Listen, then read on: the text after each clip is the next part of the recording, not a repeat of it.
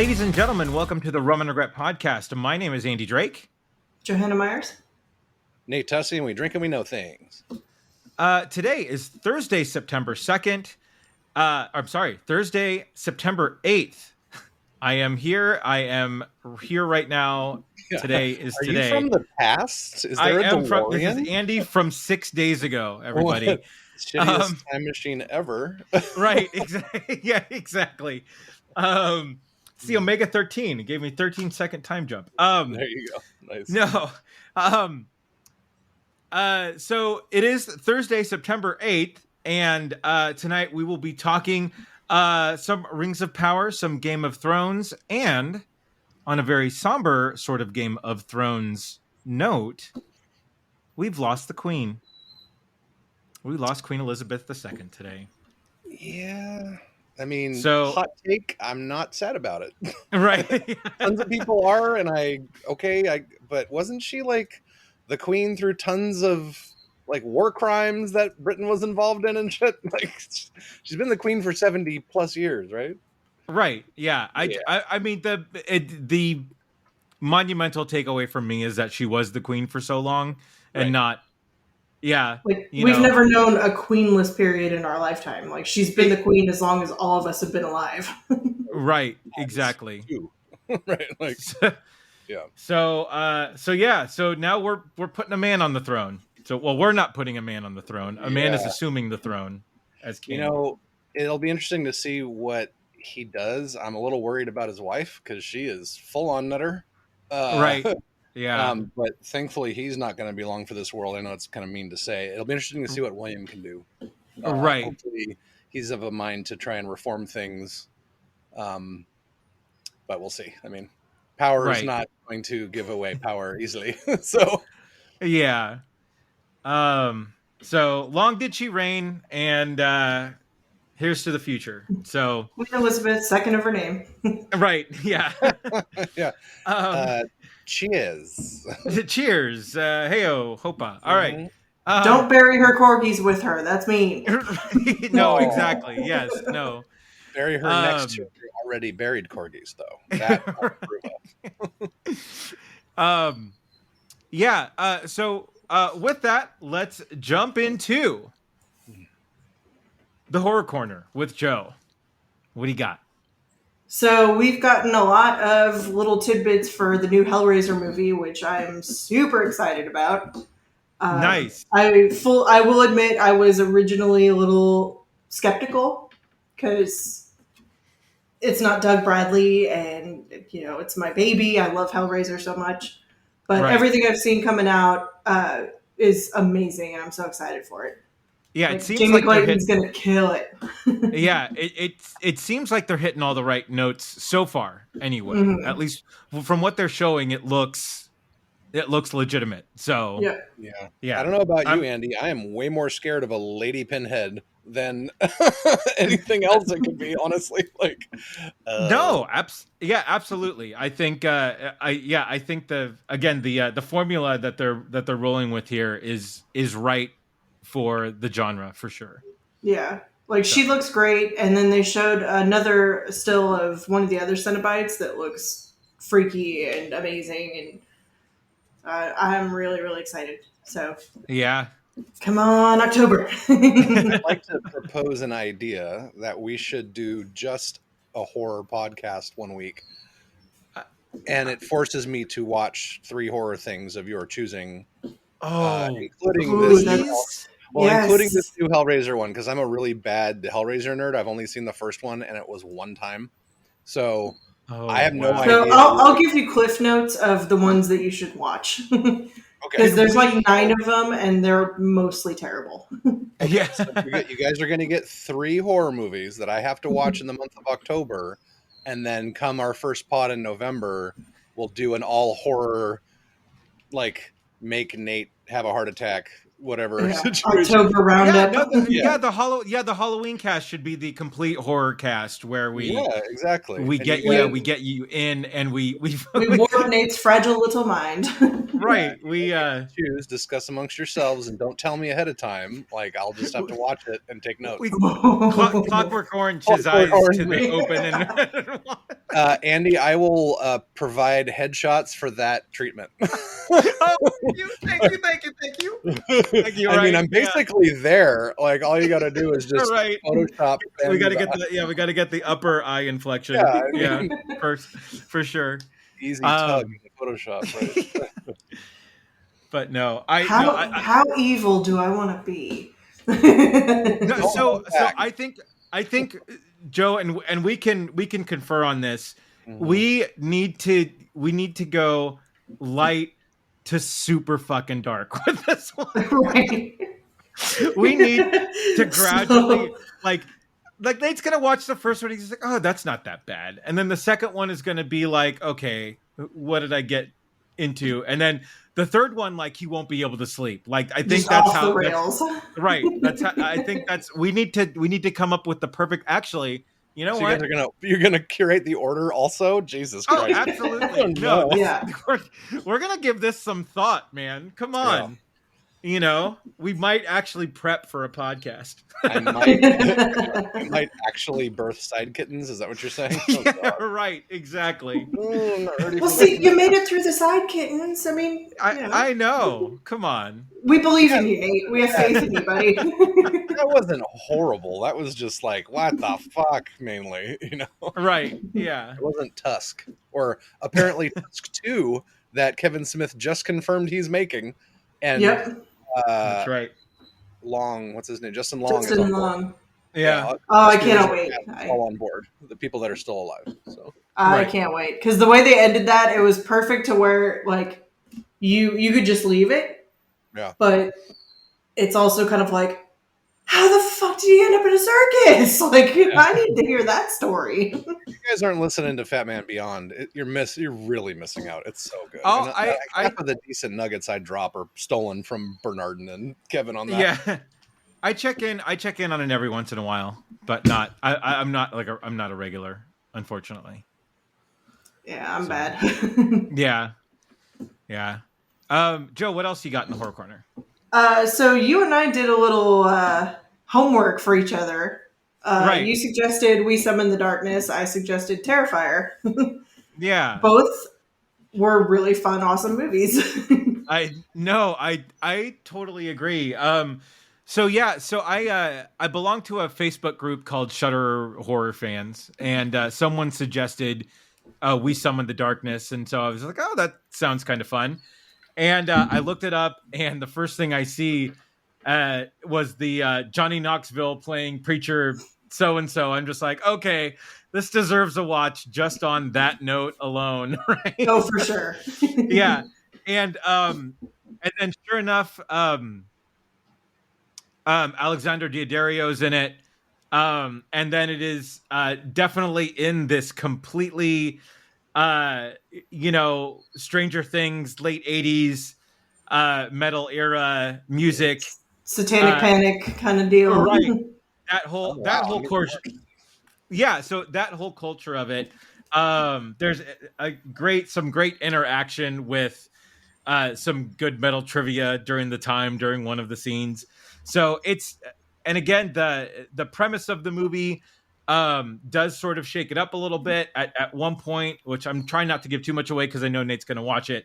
But no, this was just it was a surprisingly sort of simple movie in its premise, but I just thought executed really well, and just just a fun watch. It's a 90-minute, like, it's not a big commitment for you anyway, but it's just a fun. I thought it was a good fun horror flick. Yeah, for sure. Yeah. And Terrifier was one that I kept seeing on Reddit, the horror Reddit. Yeah. And like forever, just like, gotta watch this movie. And they're coming out with Terrifier 2. And so I was like, okay, that lit the fire under my butt to finally watch this movie. So I put it on, And it's totally that kind of grindhouse style horror film. Yeah. And I immediately texted Andy and I was like, you gotta watch this. It reminds me of Eli Roth's Thanksgiving trailer. So how far into the movie were you in when you texted us? It wasn't that far. It was probably Okay. It wasn't to the meat and potatoes. Right. No, I actually did the same with We Summon the Darkness. Like I was maybe 20 minutes in. I'm just like, okay, Joe, you gotta see this. Yep, here you go. No, but I totally agree. Go ahead. Sorry. Sorry. Yeah, just the grindhousiness of it, and the it's violent but creepy, and it was so much fun. This is like halfway through the movie, I'm just like, this is a really, really good ad for handheld tools. Because they really get the most out of some of the tools that they use here. No, again, not a completely complex premise of, creepy clown horror. This guy, by the way, that guy in the suit, man, like that is a really, really good, like his makeup was fantastic. Just the way that he sort of presents himself and his sort of physical presence, where he's not like a massive guy, but he's got sort of a weird sort of lanky Doug Jones, sort of body type. But I mean, and just like the face and just the silence, and yeah. And so I thought this movie was in like terms of true sort of like body horror, right? This was this was up there. It was one of them. I had a hard time, like I needed to look away at some points, but I couldn't look away, like that's how I felt watching this movie. And so totally stoked for Terrifier 2 when that comes out. I thought it was well done. I love that movies like this are still getting made, and they're like, they haven't tried to sort of, they're keeping a lot of these movies very simple and very easy, but really just going with the creep factor. And man, so good. Yeah, and I love it because I mean they're just going to make the movies, and the movies are going to find their audience eventually, right, through the right channels. And so now I'm just like, all my horror fans, I'm going to be like, go watch these movies; they're worth it. Right? No, absolutely, I totally agree. Yeah. What else you got? That's it for the horror corner for me. Okay. Ooh, excellent. Wait a minute. What about the updated trailer for the Anne Rice? Oh, Interview. Interview, yeah, with the little dog meme like that. Interview. It's hard because that's such a beloved book and film to me. Yeah. The trailer, it looks good, but there's some key points where I'm like, I think they're changing the story a little bit. Mm-hmm. Or I'm like, it looks like Louis like a brothel owner, and I'm like, what the fuck? No. Yes, right. That's amazing. What a great way to make money then. But that's not the story. That's not who Louis is. Maybe they found some other stuff that she wrote before she passed away. I'm just saying. There could be side stories of side kittens and vampires, I don't think so. Anywho, I'm trying to keep an open mind about it. Like, we'll get into it with Lord of the Rings. But yeah. Right. No, the bottom line here is that you're gonna watch it. Oh, for sure. And I'm probably gonna love it. Right, and we're gonna hear about it one way or the other for sure. So, but yeah, I can be contrarian at times and just like, I don't like it. That's not my interview with the vampire. Yeah, and we all get on, and it's funny too how certain properties that do get remade every so often are generational, right? And while it's they remake something that we saw while we were young, it doesn't necessarily capture the magic that the original, or that the one that was made for us when we were kids or growing up and very impressionable were. You know, for example, it's Gene Wilder versus Johnny Depp, you know, Yeah. As Willy Wonka, right? It's Star Wars, the original trilogy versus the prequels versus the, you know, so and again, and it's Ghostbusters with the female cast versus the original cast. It's like, it's a lot of, again, the stuff that means different things to different generations. And I have a feeling that this might be one of those properties where one group may really, really love it, where the group that had the Brad Pitt, Tom Cruise Interview with a Vampire might not really care for it. I'm just really excited that they're going to flesh this out over a series, and Oh yeah, not just a movie.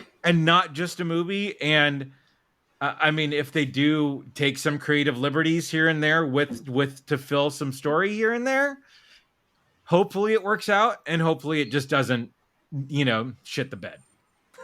Well, here's the thing that I kind of have to keep in the back of my mind is when the original movie Interview with the Vampire came out, Yeah. everybody hated Armand because Armand Oh, yeah. was totally not book Armand. Like in the book, he looked nothing like Antonio Banderas. He was like a little redheaded, curly-haired, like 15-year-old kid. Yeah, he looked more accurate in Queen of the Damned than he did in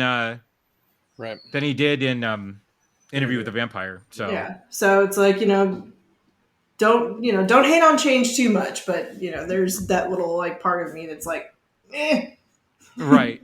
Yeah, I got to throw my hat in on that commentary too. So it's one thing to remake like the childhood movies and people not liking them because they're remade. It's another thing to remake them and it be a shitty movie. Like there's a difference between a remake and a remake that is a crappy movie. So we have examples of that, like the second to the penultimate Ghostbusters movie that we've had so far. Where that movie was just bad. Like there's some great comedy in it, but the movie is not good. And then they rebooted it with this most recent Resurrections or whatever it's called, and it was fantastic. Mainly because it was scratched all the itches from the original stuff, and it was made by the same pedigree. So I am very excited. I have zero expectations for this, so I'm going to go in with probably like the least amount of angst, and I'm stoked that Grey Worm is in it. Yeah. So I can't wait to see what he does, because as a mute gelding, what do they do to them? They chop everything off, or just the balls?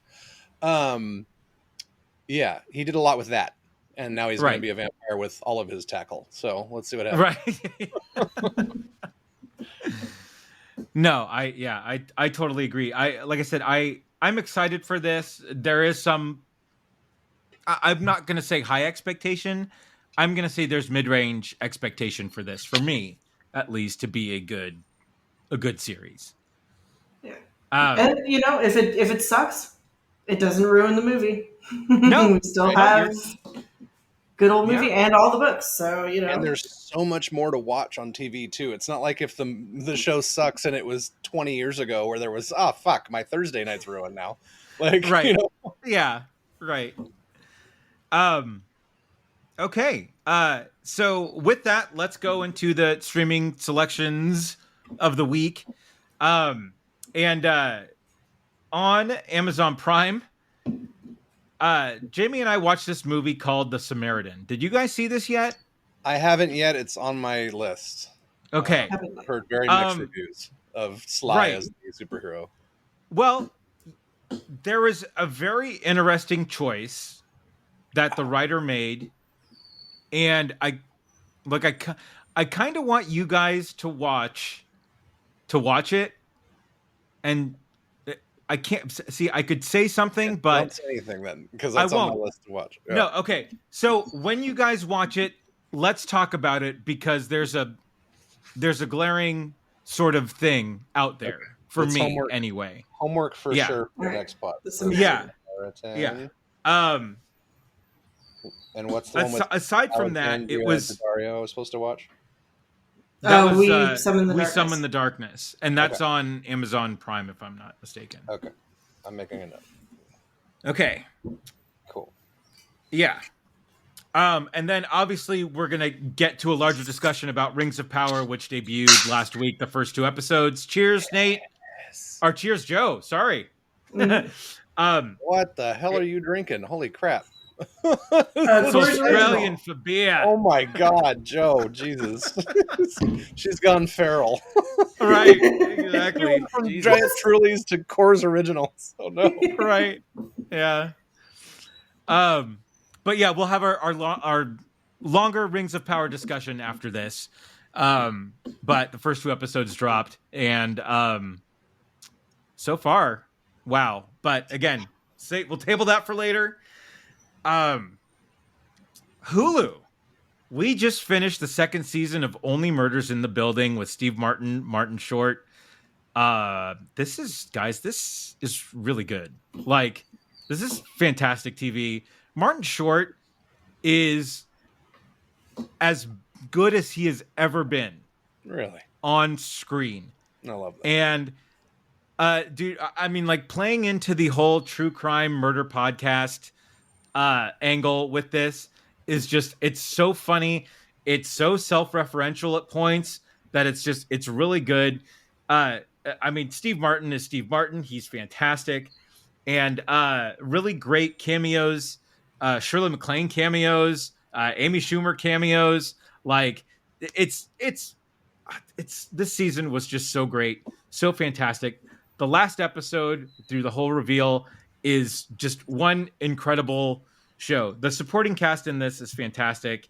If you guys aren't watching Only Murders in the Building, you're missing out on quality fucking television. They're only half-hour episodes. It's not a big commitment. And yeah, just finished up the 2nd season. Also on Hulu, we're watching American Horror Story still. After the completely horrible Milkmaids episode, they've come back with 2 really, really good ones. The last one was a really, really sort of weird, cringeworthy, but almost weirdly beautiful in a way. So, sit You on have that. my interest. Okay. Sit on that. If you decide to watch that episode, you'll know what I'm talking about, because there are things that you should be like, well, that's weird. And then, okay. And but then you understand it. So I get it. Right. Moving on, Paramount Plus. Today was Star Trek Day. 50 some odd years ago, Star Trek premiered on this day. So now the celebration has returned, and obviously this is the best time to be a Star Trek fan because we have several active shows at the moment. The first of which, Lower Decks, is going to be on. It is dropping episode 3 of season 3 tonight. And then we got a new Picard trailer for the 3rd and final season, and it dropped all of the good nuggets here. We got finally the first real look of Crusher, Grey Worf, Geordi, Riker. Great banter between Riker and Picard in this trailer. Everything.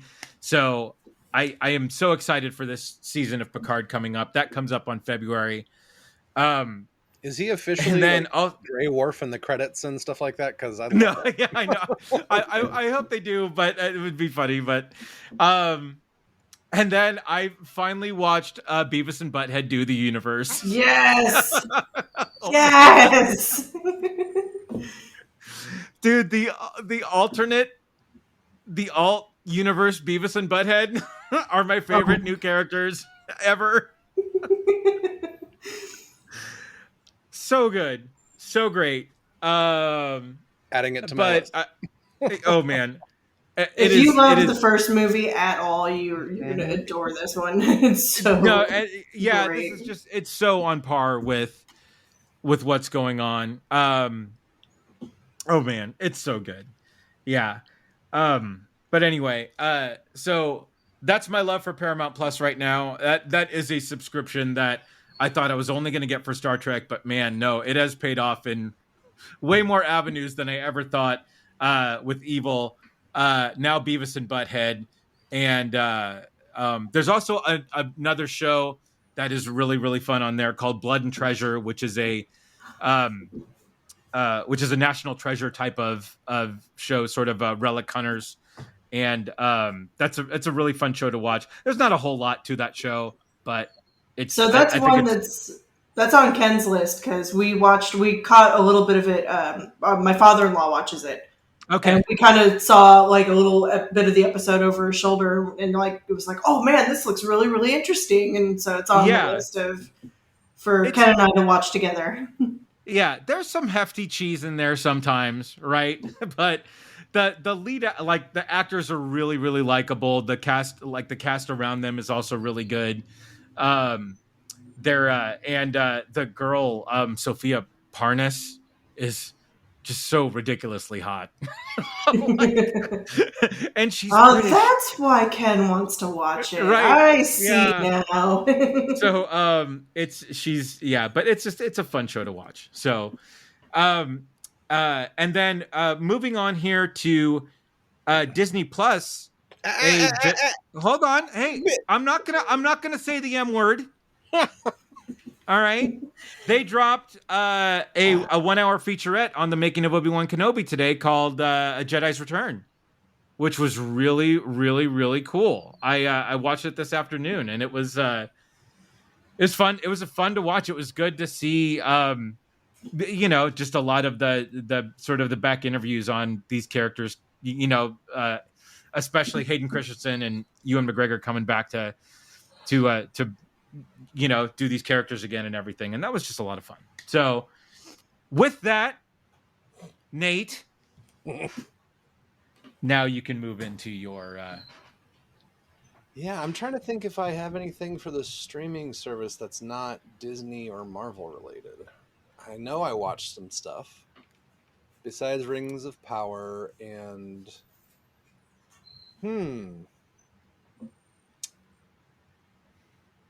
Scanning. Meow, meow, meow, meow, meow, meow, meow. I watched Lightyear. That's what I watched with Eddie. It was amazing. Okay. God, I wish I'd seen that in IMAX. That would have been just spectacular. Holy crap. But great movie. If you haven't seen it, definitely watch it. Wah, wah, wah, wah, wah, wah, wah. Holy shit, Disney Plus Day. So I was about to get mad at the Star Trek Day, but then obviously Disney Plus are the assholes in the room. Because you can't take the same day as Star Trek Day, right, and make it your Disney Plus Day. What the fuck, guys? Come on. Exactly. That's some bullshit. It absolutely is. And on that Star Trek tie-in, Marvel Studios considered Star Trek's new Spock for Captain America. Ethan Peck actually auditioned to play Captain America at the beginning of the MCU. So, really? Wow. America's ass for that role. Which would have been interesting. Yeah. He was also really close to getting cast as the Deep in the Boys series. Oh my god, which would have been amazing. Although Chase Crawford's killing it. Ethan Peck, I think is his name, right? No, Chase Crawford's killing the Deep is what I'm saying. Yeah, sorry. Yeah. Yeah, for sure. I don't know if Ethan Peck is killing it as Spock, but he is. God, yeah, he was born. He was born for that role. Yeah, for sure. And on the Deep thing for a minute, I saw an article earlier today about how they filmed that whole scene where he was forced to eat Timothy, his friend, and obviously it was all CGI, but they had him biting on practical tentacles that were filled with like corn syrup, but they also had like wires attached to his lips and his cheek that the prop masters would pull to simulate what was happening in his mouth and like just to have him freak out at the same time. Oh my god, I love practical effects and how they kind of move that stuff around. Anyway, lots of news today on Disney Plus Day. Just to do a quick rundown on everything that happened today. Thor: Love and Thunder streaming debut today. Marvel Studios assembled making of Thor: Love and Thunder. The Obi-Wan Kenobi doc. Joe, for you, Frozen and Frozen 2 sing-alongs are out and available. Let's go. No, thank you.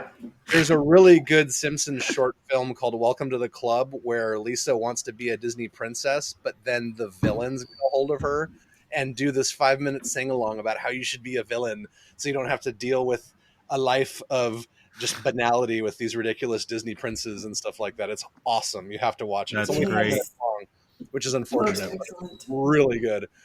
The cover image for it on Disney Plus is her and Ursula in the car going off the cliff like Thelma and Louise. It's That's amazing.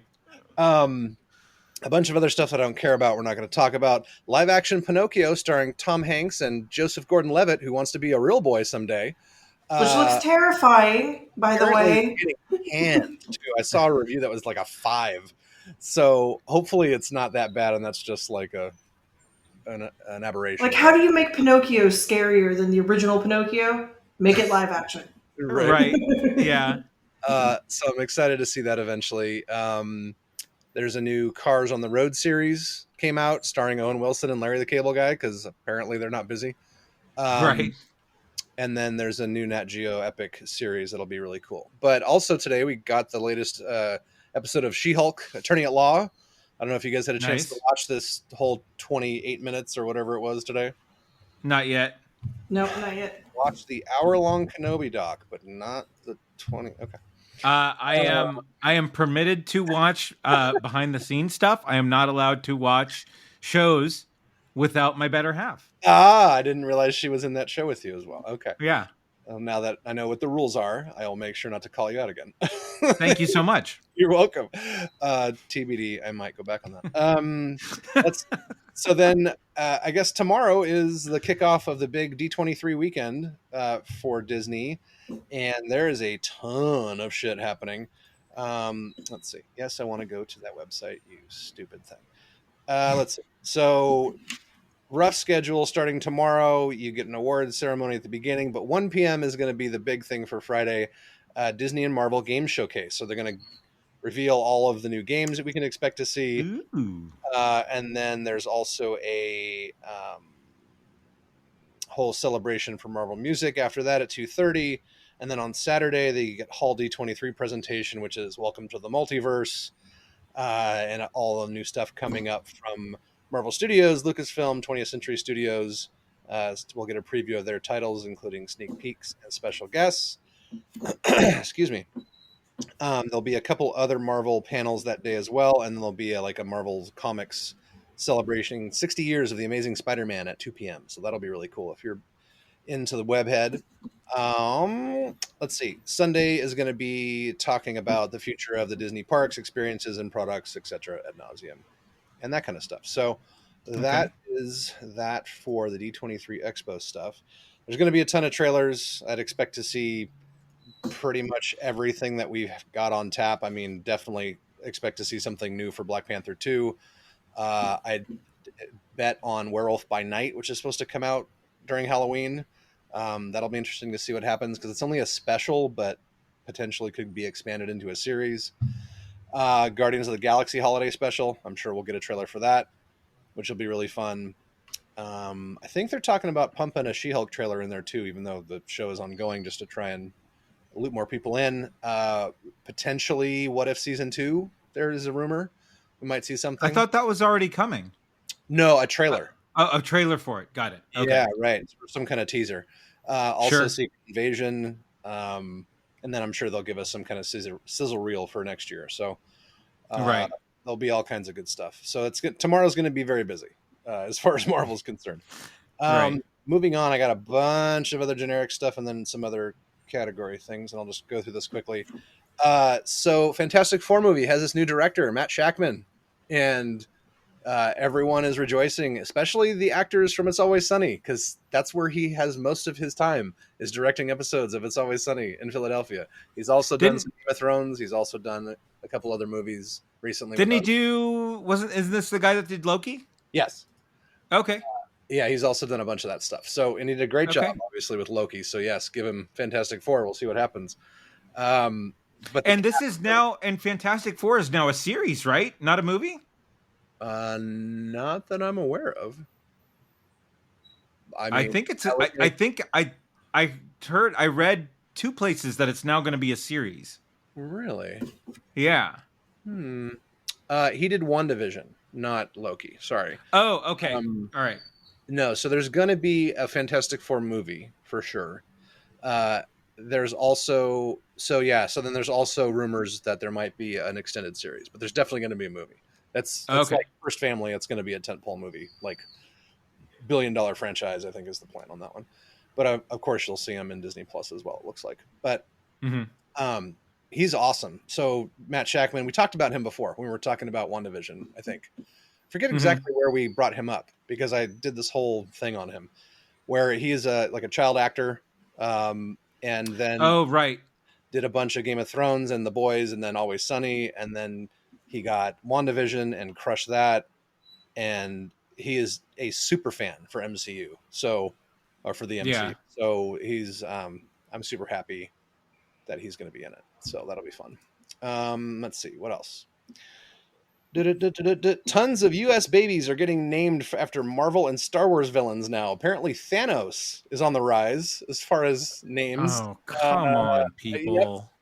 So Don't do that to your child. Check this out. So, influence of Disney characters on baby names. Quill is up 8,000 in 1 year. Kristoff from Frozen. Ray obviously is still trending very high. Aladdin for some reason. Merida from Brave, Belle from Beauty and the Beast, Simba, who's naming their kid Simba, Olaf after the Snowman, then Thanos, then Timon, then Kylo, and just after Kylo is Anakin. So at least he beat his grandfather in one respect. And this is why your children hate you. Right? Exactly. Yeah. I mean, at least Khaleesi dropped off a cliff after that. that was a quick. Oh, that was hilarious. My daughter's name is Khaleesi, and then she murders a whole city. Like, oh, right. Should have thought that. It's a nickname. Right. I saw this meme that was like, wait until House of Dragons is done before you start naming your kids after characters. Yeah, I saw that too. It's really good. Yeah. Although I can just hear school roster attendance being taken. Thanos Rodriguez. Yeah, right. Exactly.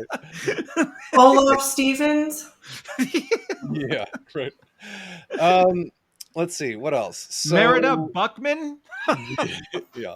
So She-Hulk was great this week. You guys have get a chance to watch it. It's really fun. A lot of awesome stuff happens in it. I can't really give anything away, but there is. I passed out during the last episode because I got too drunk after the third or the fourth mention of the word Megan Thee Stallion. It was a drinking game apparently, and I passed out after.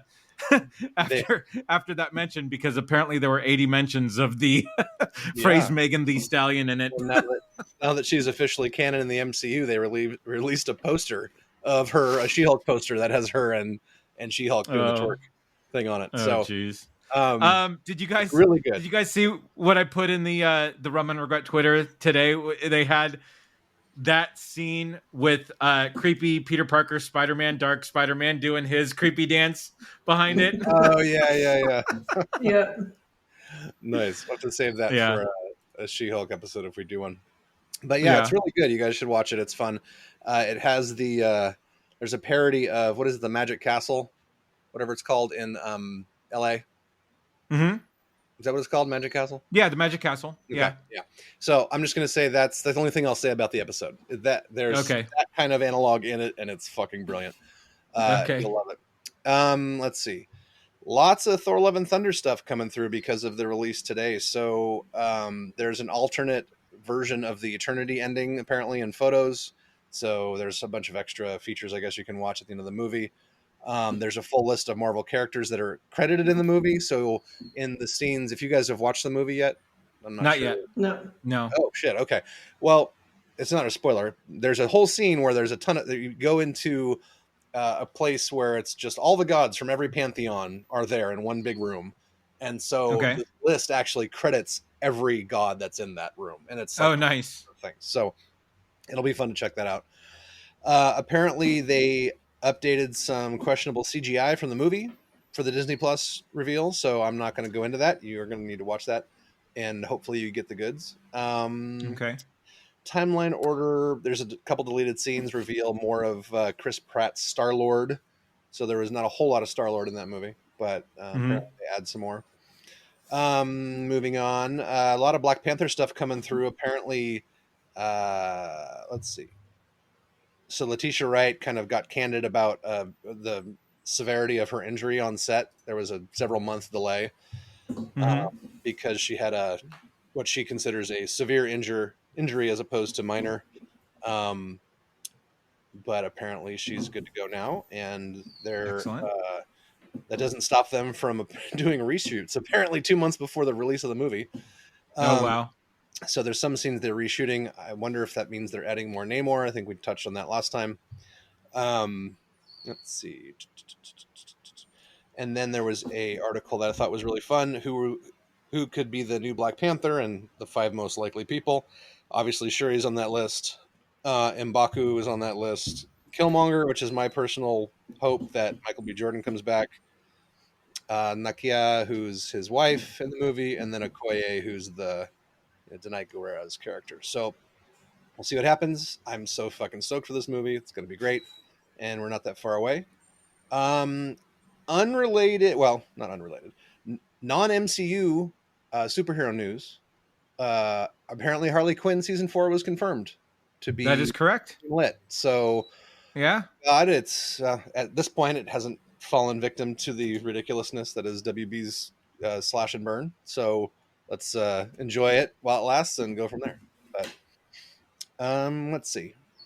I think that's really all I've got. The rest of the year we've got the Halloween special, Black Panther Wakanda Forever, Guardians of the Galaxy holiday special, and then What If season 2 is early 2023, and then everything else. Okay. So, yeah, good times. Yeah. Oh, Joe, I just thought of something we missed for the horror corner. The Winnie the Pooh trailer. Oh my god, the Winnie the Pooh trailer. Blood and Honey. It was the best thing ever. Holy crap. That looks way better than I thought it could ever be. Like, of course. Yeah, make this happen. I need to see this. This is why all of these things should be public domain, because anyone can do anything with it, and they do. Exactly. Like this. Oh my god. Right. Yeah. So that was amazing. Oh, it was so good. Yeah, that loosely ties into your Disney. Yeah. Sure. When Christopher Robin's taking his girlfriend to the 100 Acre Woods, I'm like, oh, dude. Shit. I know, right? I've been here forever. Yeah. Oh man. I just expected to groan all through that trailer, and I was just like, oh crap. This actually looks legit. Like, this could fly. Yeah, I want to see this. I would totally pay money to see this movie. Totally. Like, I'm ready. I'm ready to watch right now. And then Nate, I'm surprised you glossed over this news as well. But several respectable trades are reporting that Henry Cavill is reporting to work for Loki season 2. Yeah, there's a bunch of other reported things. It's not. Yeah, I don't know. Well, yeah, I didn't want to bring that up. I'm sure we'll have more clarity after this weekend of if it is. But it's funny though, because a lot of my sort of normal online rounds that were reporting that Cavill was coming to Comic-Con to announce more Superman is now reporting that Cavill is going to D23 to announce his involvement. So I guess all my Superman Googling has become. Yeah. So since I wasn't going to bring it up, but since you did, here's the full thing. So thank you. the epic talent for Phase 5 apparently includes John Boyega, Henry Cavill, Jodie Comer, Daisy Edgar Jones, John Krasinski, Giancarlo Esposito, and Denzel Washington. Oh, so wow. We'll see what happens. If that's all true, then fuck yes. But at this point, it's all hearsay. As long as it doesn't take him away from The Witcher. So I saw the best Henry Cavill MCU placement I have ever seen yesterday, and it was Doctor Doom. You could build a 10-year span of Phase 5 around Henry Cavill as Doctor Doom, because he's the super intelligent, super charming, leader of the what's the name of the? It's not Valdovia or something like that, right? and then he could also be like the sinister, super powerful, crazy world-ending type person that Fantastic Four have to go up against, and he could pull it off. He's a fucking badass in all aspects. So that was one of the things that I was watching this video, and the guy didn't drop what his thing was until the very end, and holy shit, I'd never even occurred to me that he could be Doctor Doom, and that would be brilliant in my opinion. So yeah, good stuff. All right, with that, I think let's get into our first review of the first 2 episodes of Rings of Power, and then we can have a discussion about Game of Thrones, House of the Dragon as well. So, Rings of Power. Joe, I think this is closer to you than to anybody else. Because by proxy. Right. No, absolutely by proxy. For those who don't know, Joe's mom is the biggest Lord of the Rings fan possibly ever. Yeah. She has an entire room dedicated in her house to Lord of the Rings. And he had the pleasure of sitting next to her doing the viewing of the extended versions of Fellowship of the Ring, The Two Towers, and then the release of The Return of the King. Yeah, so, you went through the gauntlet with Ma. I did, and that was Nate, showing off his sword. Broken. It has been remade. Yeah. Sorry. But do you have Gimli's axe and Arwen's sword and Legolas's short blades? And did your college education go to Lord of the Rings memorabilia? Nope. Oh wow! It seems like we're going to unpack a lot here. So let's dig in. Joe, do you need the light? Do you need to lie down for this? No, I'm good. You lie down. Okay. And, we have a special guest, Paul Manning. Welcome, Paul Manning. Right. Dr. Paul. Whatever you do, don't ask her about her mother.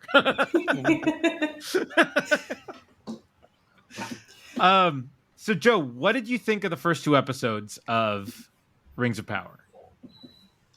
Okay, so by the end of it, I'm sold. I'm hooked. Okay.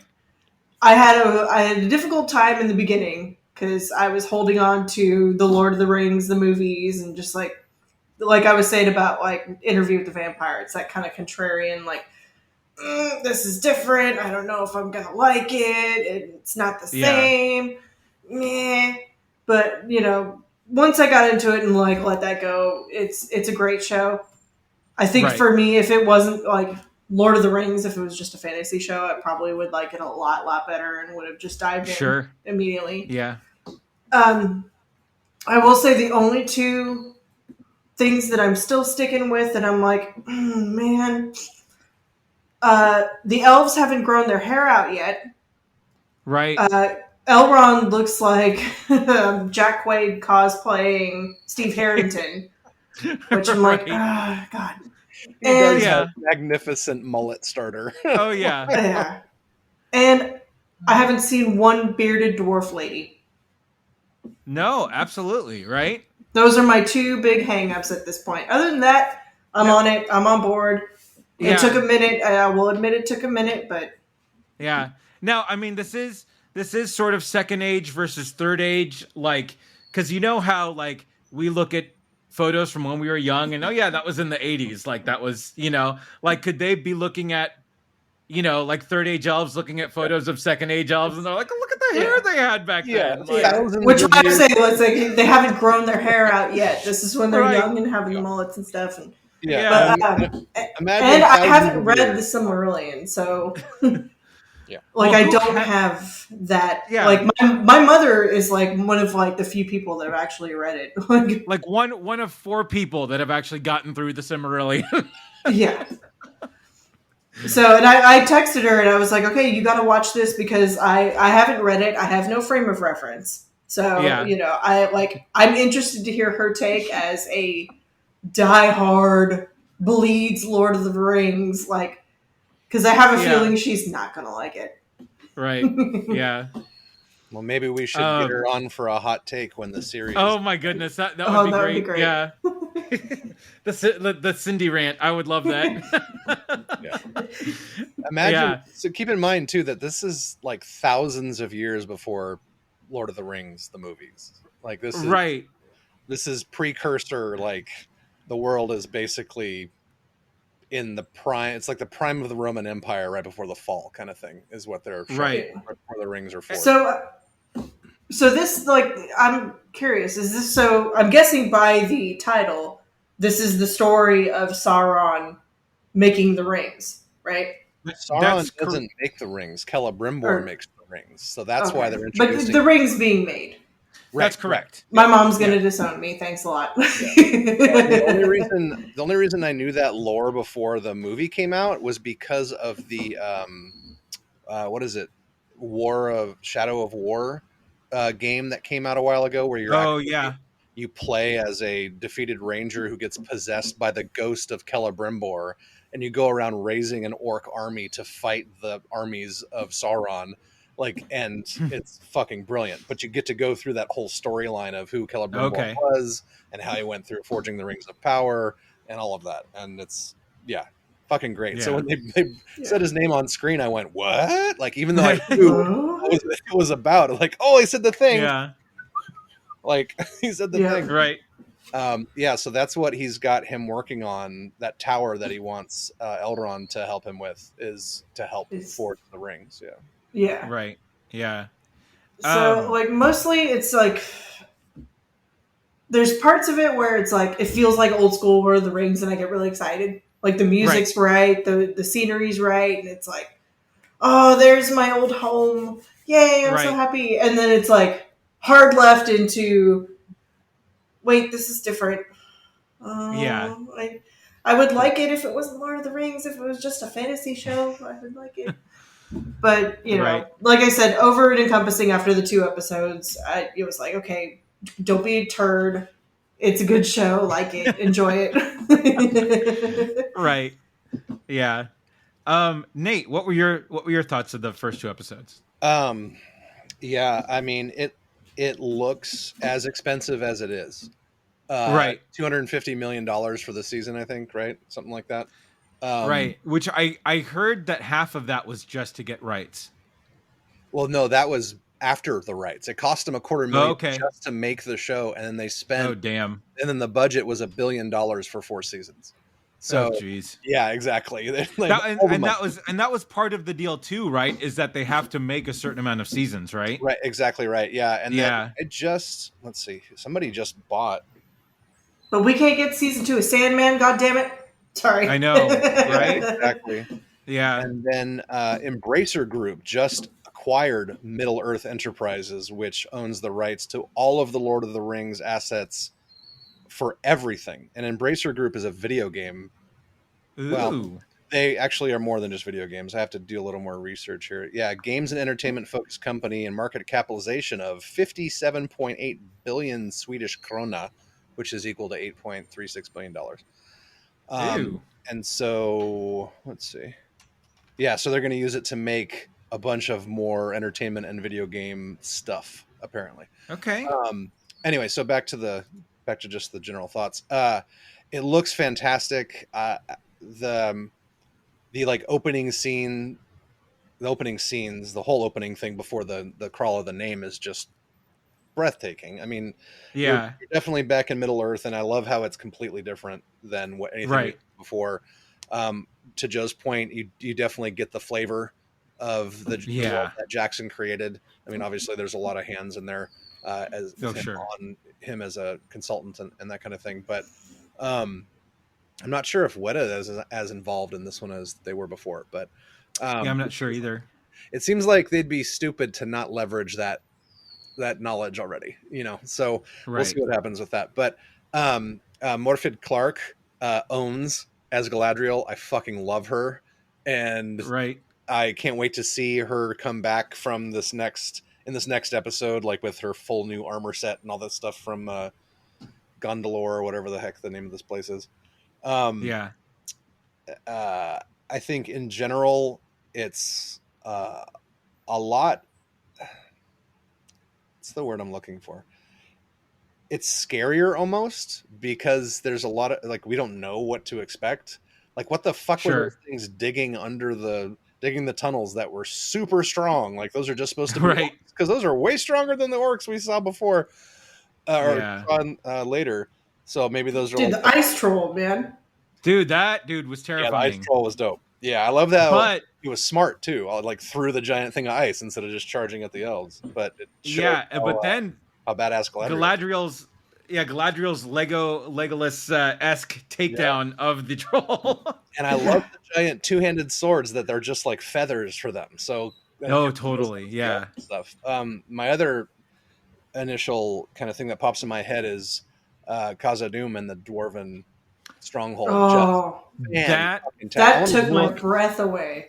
I want to live there. So good. So cool. Like that was one of like, and I have a nice TV. Like I look, man, I wish I saw this on a huge screen. No shit, right? Mm-hmm. Yeah, like I wish I saw this in a theater. For them to release like the first 3 episodes in the theater or something. God damn. Oh man. Yeah, no. To see it in all of its glory, like in full working order, not not I teared up. Oh man, that was so.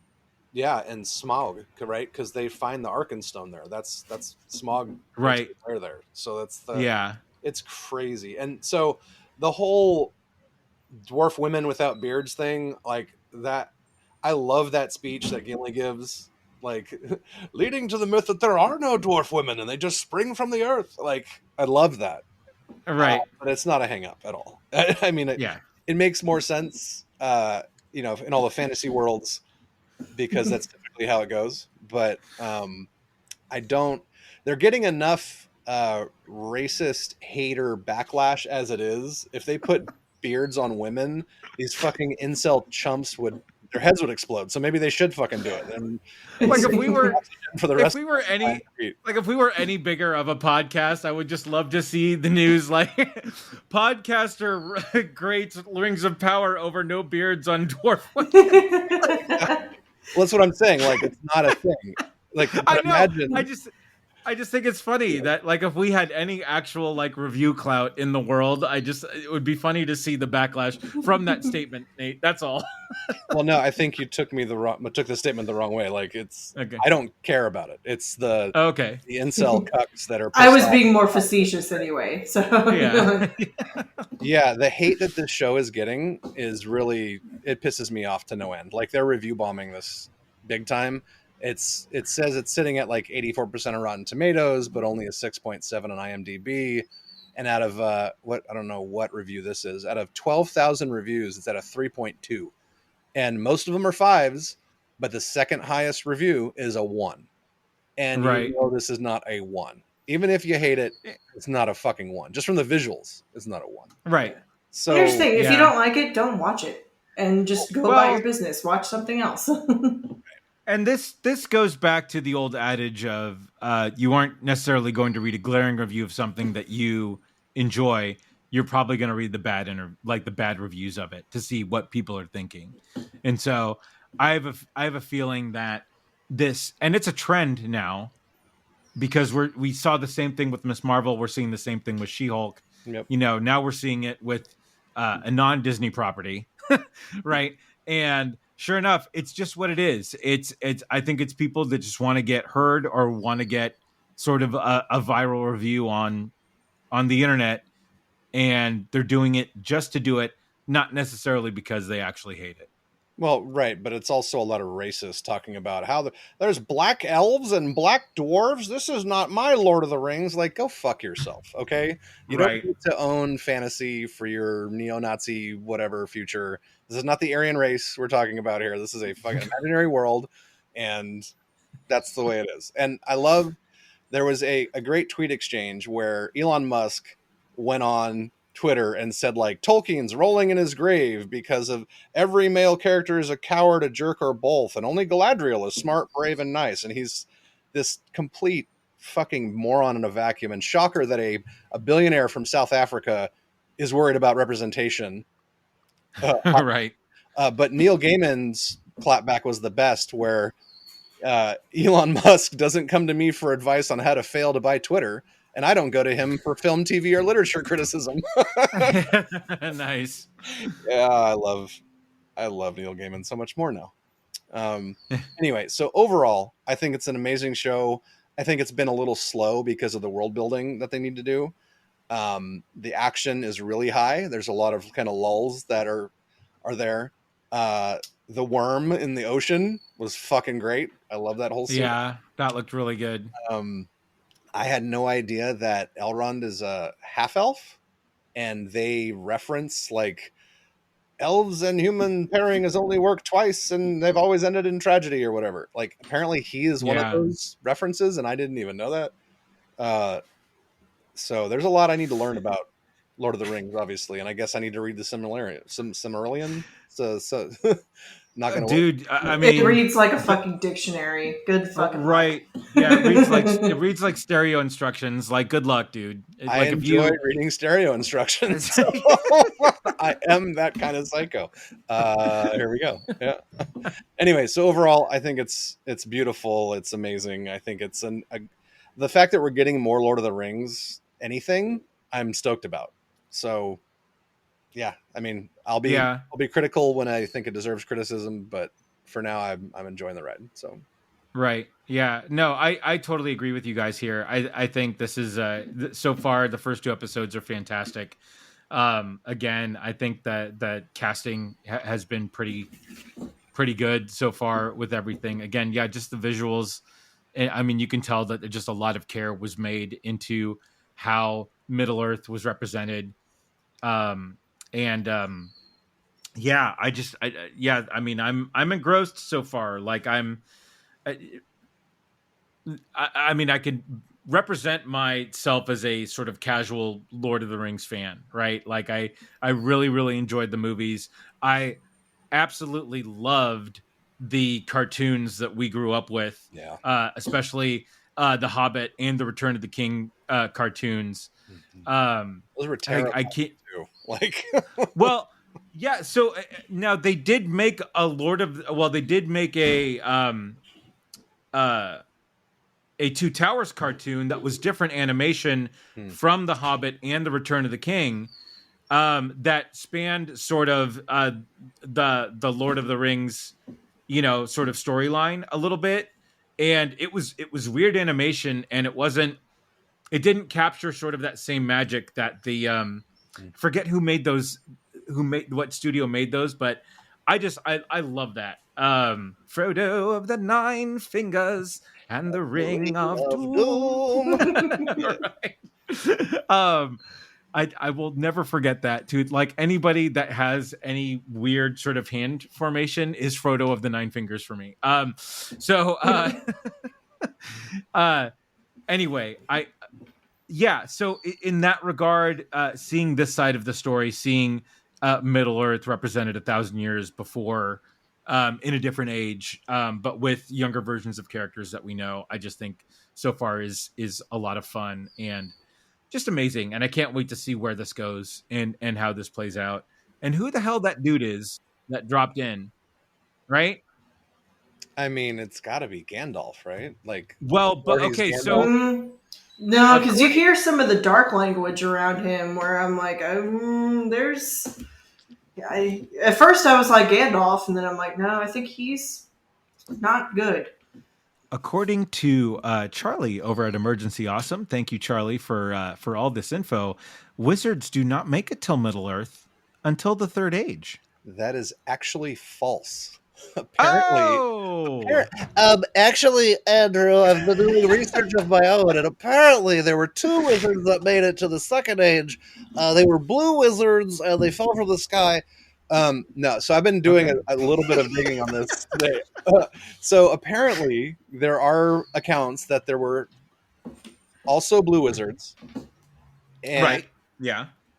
Blue wizards that made it into Middle Earth somewhere in the Second Age, but more of like as tourists. And there's a theory that the 2 hunters in the show with the big elk's horns on their backs are those 2 wizards. Okay. So the reason why people are saying this may or may not be Gandalf is actually he is Olorin before he's ever Gandalf the Grey. So they're thinking that this maybe could have been like the progenitor version of Gandalf. Sure. Because, he comes down as this otherworldly being and they're super tall, and that kind of leads to that thing. My other thought was it would be cool if he was the I can't remember the name of the guy. He turns into a bear, and they run to him in the middle of the Radagast. No, not Radagast. It's the other, not the wizard. That's the shapeshifter that they use in The Hobbit. I think it's The Hobbit. Oh, yeah. You know what I'm talking Shit, about? What the hell is his name? Yeah. He has the giant house and the horses and the big giant. Yeah. The reason why people are saying that it could be Gandalf, there's a couple things. One is the fact that he fell to Earth and wasn't harmed by fire, and Gandalf is apparently immune to fire. He got hit by a fireball from the Two Towers and did the whole fire stuff when he was Gandalf the White. He also whispered to the fireflies. Like, I caught that. Yeah. I thought that might be a clue. Also, when he gets startled and he makes the world bend and go dark, like that also happened with Gandalf on a couple occasions. So, I mean, I don't know anything about this world, from compared to most people, but my money is on Gandalf. But they can't use Gandalf because that name is protected. So they're going to use the Lauren name, I think, and that's my 2 cents for that. That's where my bet is. Right.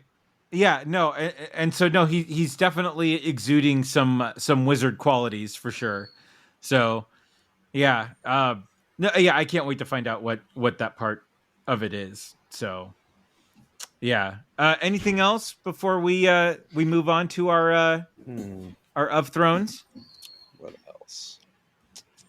No, I'm excited. Tomorrow's the next step. So, I'm excited as well. Yeah. All right. So with that, let's move on to our Game of Thrones House of the Dragon episodes 2 and 3 reaction.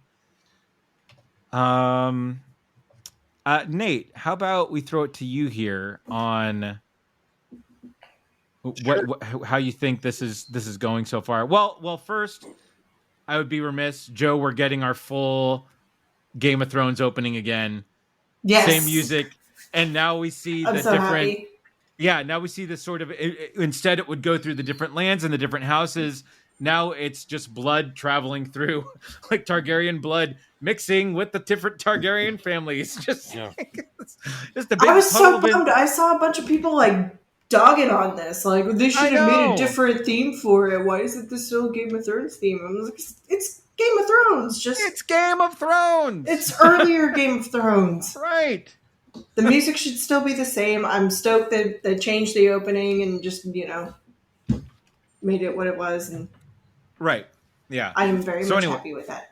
Yes. No, me as well. So, Nate, please. Sorry. Before we move on to this, we didn't get your review of the Rings of Power, Andy. I did. I just finished up. Okay. I basically agreed with all of you guys and then threw my little nugget in with the dude. Right. So. Okay, gotcha. Okay. That's it.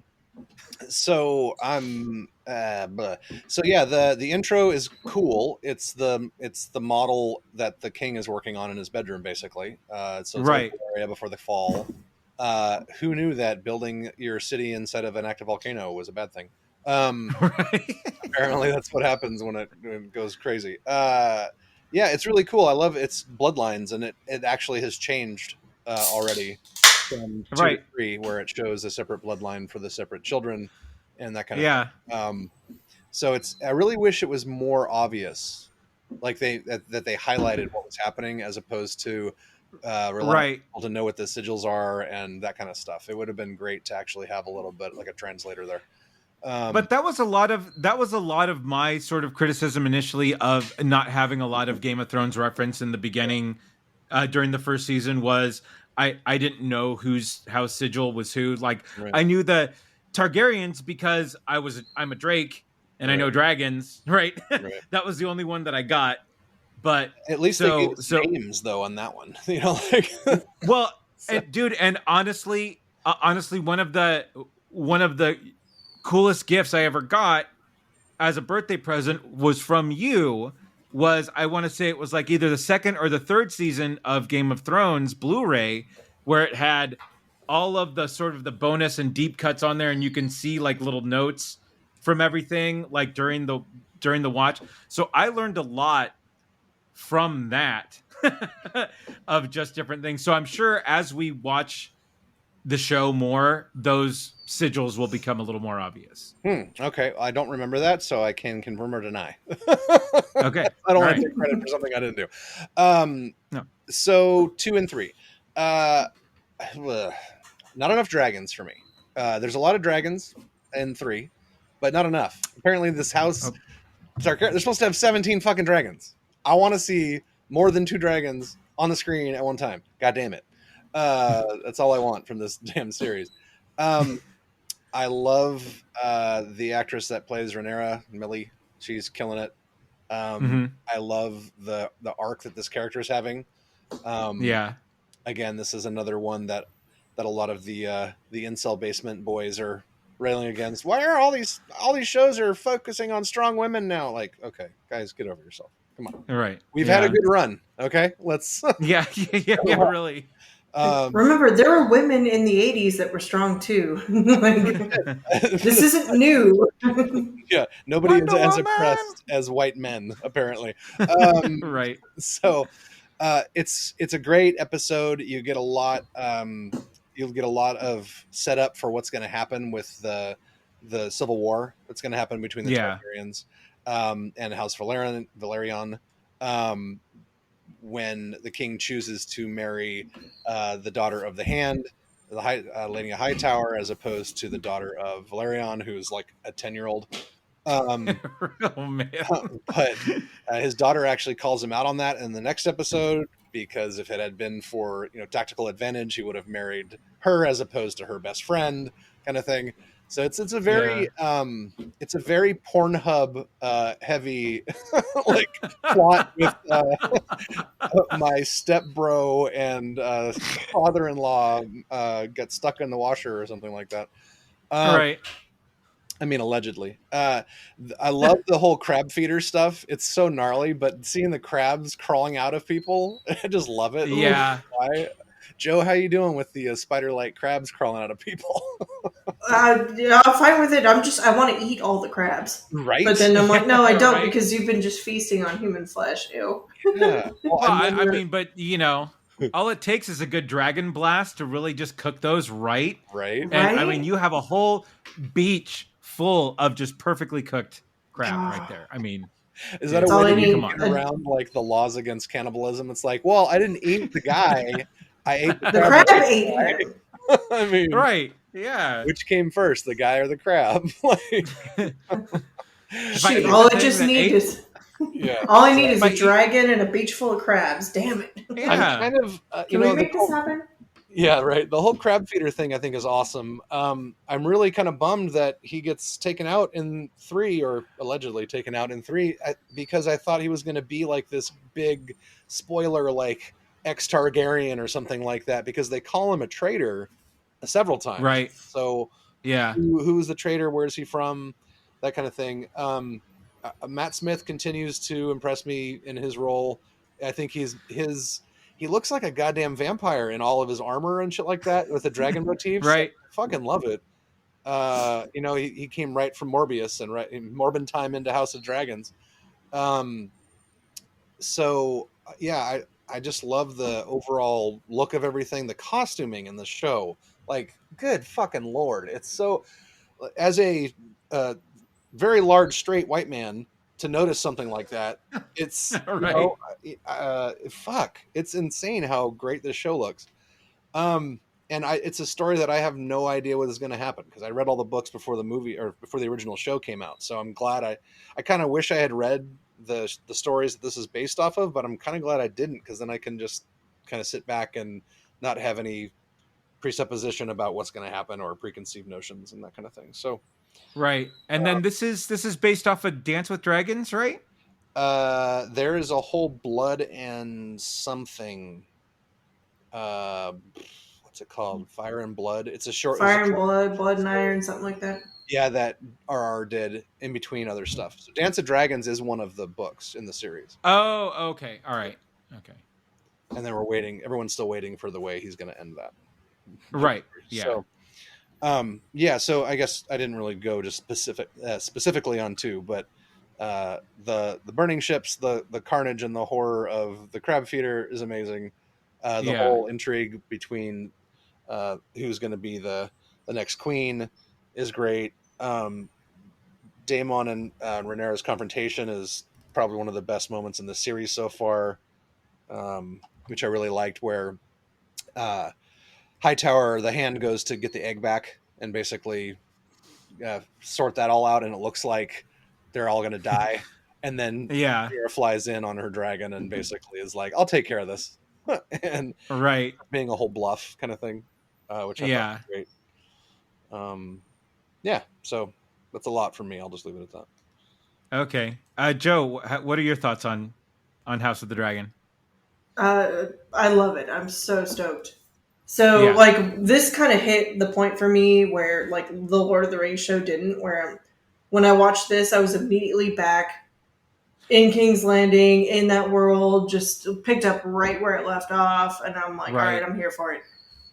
Yeah. And like, everything fits, everything's great, perfect, chef's kiss. And that's even with, like, because I was apprehensive about Matt Smith being in this, because I'm like, I can't not see him as the Doctor.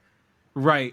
Yeah. Daemon Targaryen just wiped all that away. I'm like, with his eyebrows gone, I'm like, oh, I love you. I'm so here for you. Yeah, right. Hear about the rumors that Henry Cavill and Elizabeth Olsen are both in talks to be in season 2, apparently?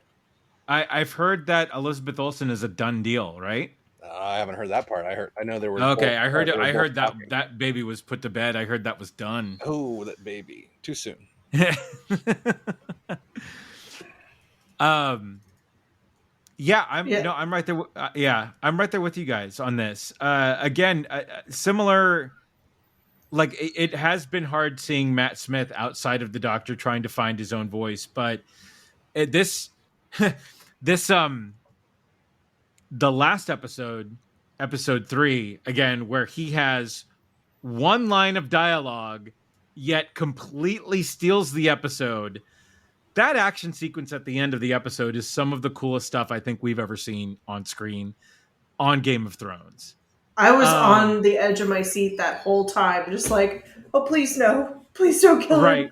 Please don't kill him. Oh, man, I was the opposite. I was rooting for, I was like, these archers are shitty. How many are there? And this guy, he's moving with the speed of a mongoose and the reflexes of a cat. Throw it. I dare you. Apparently, what's the kid that got shot by the arrows didn't learn how to bob and weave. Rickon? Oh, too Not soon. Rickon. No, that was, yeah. Who was it? No, it was Rickon. Was it the kid, the really young kid. Yeah.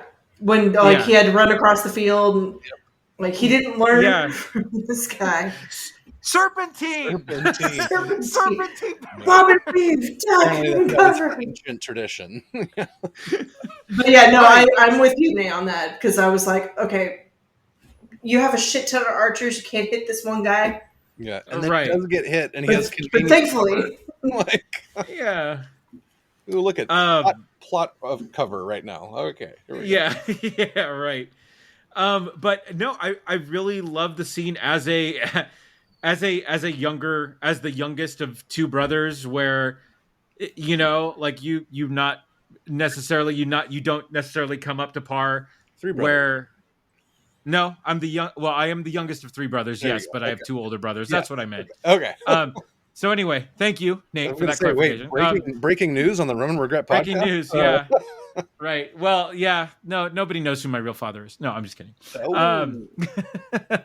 No, you get that pressure sometimes that, you need brotherly help to get stuff done, and to watch Matt Smith read that note from the messenger at the little war table and just like, okay, that's it. This has been going on for 3 years. Screw this. I got this. But to not say a word. No, he attacked the messenger. Yeah. Right. No, yeah, he literally attacked the messenger. And then to go out and raise the white flag, go in there, do what he did. And I love the worm-like design of his dragon. Yeah. And how that thing moves. It is so cool to see like a less traditional dragon like work, sort of work the whole length of its body around in that way. I just think that is one of the coolest designs I've ever seen in terms of sort of fantasy elements. Yeah. Well, apparently on the a dragon screen. looks like that because it's malformed. Like it's Right. supposed to show like the beginning of the end of the dragons, because they're inbreeding so badly that they start getting malformed and then shrinking, and then by the end, when we're talking about the normal Game of Thrones thing, there's that whole story about how the last dragons were just dog size kind of thing and just pitiful. Right. Yeah. And then I love the big old family feast where we finally get to see the creepy ass Lannisters back in right back doing their God. thing, and dude creeping on Rhaenyra and perfectly coming, Lannister creepy. right. You should come coming back on wait. to High Garden, where my next to King's Land, or whatever it's called, Lannisport, or whatever the fuck. Casterly Rock. Yeah, Casterly Rock, and I'll show you my Lannister cock. Right.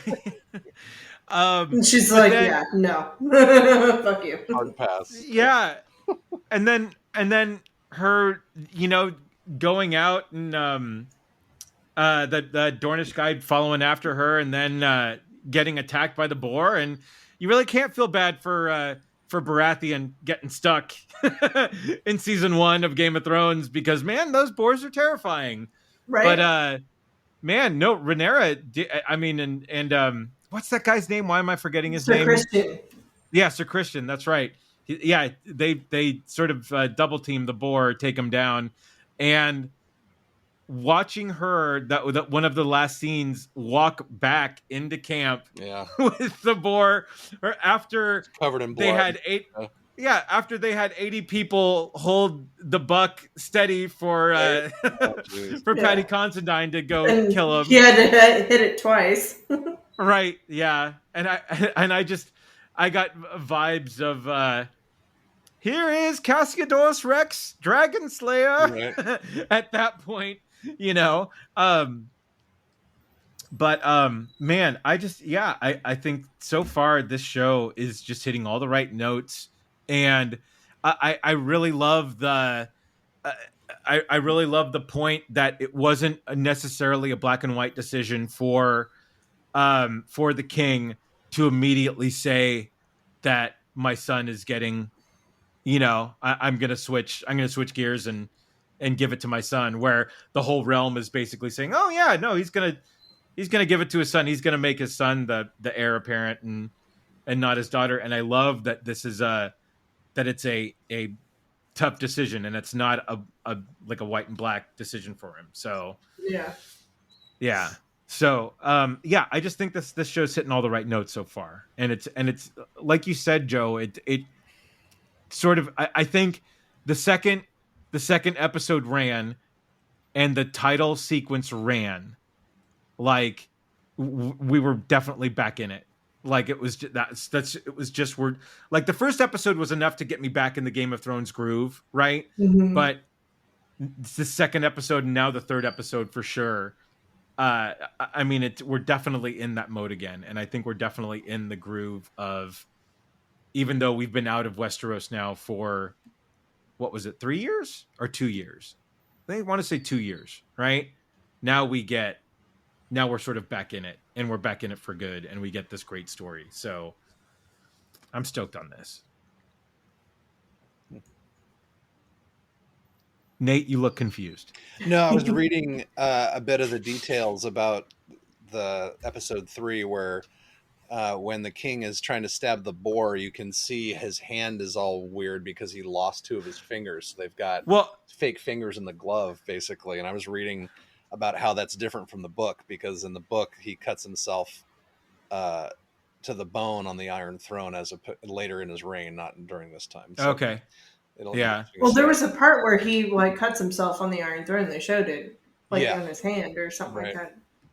Right. I totally thought he was going to get killed by that boar or by the stag. For sure. Right. Like, Yeah. Like, I I thought it was- gonna- I was rooting for the stag. right. Yeah. I thought it was going to stick him as well. I was totally having Baratheon moments. I'm like, oh no, he's done. Yeah. So no, what else, guys? Anything else stand out from these last two episodes? No, I mean, it's basically they're setting all the groundwork for crazy civil war, which is going to be, Right. dragons versus dragons and Targaryens versus Targaryens. It's going to be pretty dope. I can't wait. Yeah. Yeah, I totally agree. I agree with you, Nate. I need more dragons. Yeah. I got a fever, and the only prescription is more dragons. I got a fever. I got a fever. The only prescription is more dragons. Yeah. I have a feeling they're just sort of teasing us right now with what we're getting. I agree. Yeah. In terms of dragons, and yeah, obviously they're going to want to go out on a huge note, and I have a feeling that that's exactly what we're going to get in the second to last or even last episodes. Like, we're going to get dragon on dragon, and it's going to get gnarly, and it's going to get nasty, and I mean, we've seen some pretty amazing things so far, so I can only imagine sort of what's in store for the last few episodes, the arc that goes on in episodes 9 and 10. They're doing a full 10. I didn't realize that. I was hoping for that at least. Yeah. Good. Okay. Right on. Yeah. And also there's going to be a time jump. Right. New actors for the two main characters there. Right. 4 of them. The 2 gals and the brother kid. and sister, the kid Targaryens. Yep. Yeah. I was kind of like, I almost thought it happened last episode. Like, Yeah, same, right? when is that going to happen? Yeah.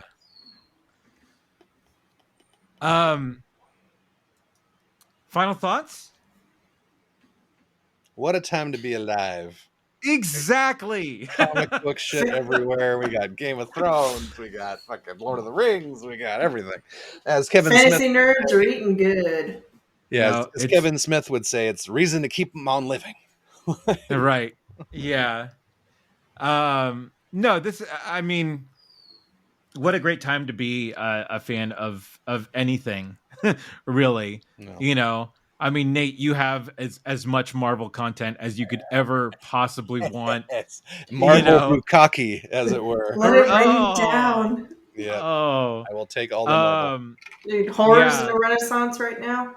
Right. I mean, we're getting some great sort of really good indie horror movies out there, and they have just that feel and that, that grittiness of the old, sort of great like 80s and 90s horror movies. And then, me as a Star Trek nerd. Yeah. You're getting lots of it right now. Yeah. I could not be happier right now. Yeah. Like, I mean, this is just incredible. So, whatever your fandom is right now, hopefully you feel represented, unless you're a DC fan. Right. Or you're a fan of the all white, all male shows, right? That you're used to. Then you can go to hell and die. There you go. Right. Yeah. So I know we covered a lot of topics tonight, guys. I mean, most of all, what are you guys watching? What are you guys really excited about? What do you guys think of Rings of Power so far? What do you guys think of Game of Thrones, House of the Dragon? You guys can let us know. We're on Facebook at the Rum and Regret Podcast. You can also find us on TikTok and Instagram and Twitter. At Twitter, we are at rum_regret. Joe, where can they find you on the socials? At Joe Chickadee on the socials or at joechickadee.com. And Netflix, give us Sandman Season 2, God damn it. Damn it. Yes. Nate, where can they find you? Sure. Avid Gamer, AV1D Gamer on all the socials and your gaming platforms of choice. And I'm also raising money for the Leukemia and Lymphoma Society with 30 hours and 30 days of gaming on Facebook. So keep an eye out there for a Twitch Live prompt. And if you want to join in the fun and raise some money, then do that. Did you post that on our Facebook, dude? I will do that. Okay. For yeah. sure. Yeah. You can find me at Crazy Drake on Facebook, at Andrew Drake on Twitter, and until the next time, we have spoken.